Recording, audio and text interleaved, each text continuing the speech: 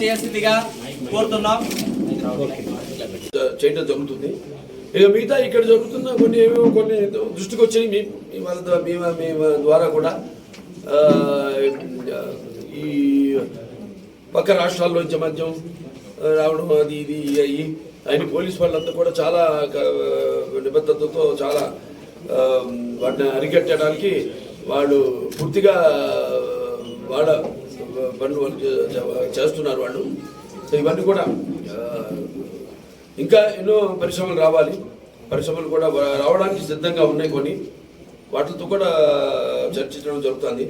రైజా వాళ్ళు అయితేనేమి అప్పుడు అట్లాంటి వాళ్ళు కూడా ముందుకు రావడం ఇట్లా మళ్ళీ మనం ఇప్పుడు ఏంటంటే సింగిల్ విండో సిస్టమ్ అంతా క్లియర్గా ఉంది వాళ్ళకి.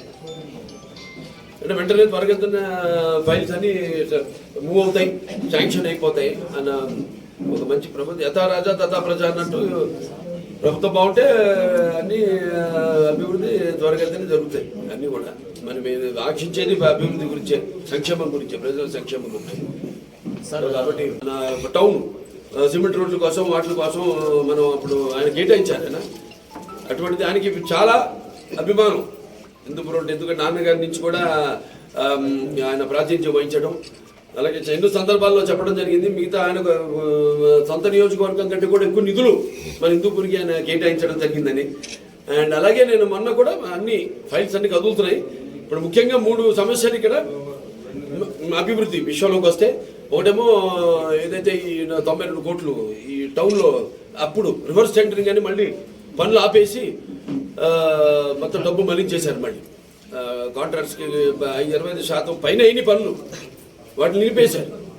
ఆ పనులన్నిటికీ మళ్ళీ 92 కోట్లు ఆ ఫైల్ కదులుతుంది. అయిపోయింది, ఆల్మోస్ట్ అయిపోతుంది. ఇంకొక 120 కోట్లు మన హెచ్ఎన్ఎస్ఎస్ ఏదైతే పైప్ లైన్ ఉందో అది ఇప్పుడు సరిపోవట్లేదు. మనకి 8 ఇంచులు ఉంది, దాని 12 ఇంచులకి.